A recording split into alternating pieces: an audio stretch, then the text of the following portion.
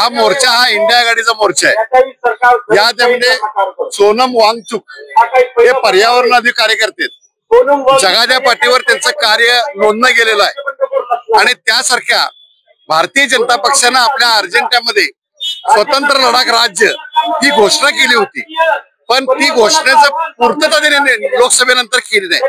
म्हणून शांततामय चाललेल्या लढ्यामध्ये सोनम वांगचुक यांना राष्ट्रीय सुरक्षा कायद्याखाली अटक केली, याचा पहिला आम्ही इंडिया आघाडी आणि महाविकास आघाडीच्या वतीने निषेध व्यक्त करतो।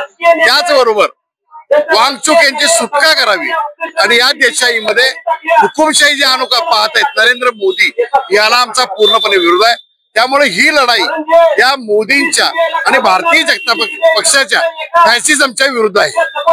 हे आहे गोकुळचं श्रीखंड, अगदी जिभेवर रेंगाळणार, जिभेवरच नाही तर मनावरही रेंगाळणार। गोकुळ श्रीखंड, मनावर रेंगाळणार।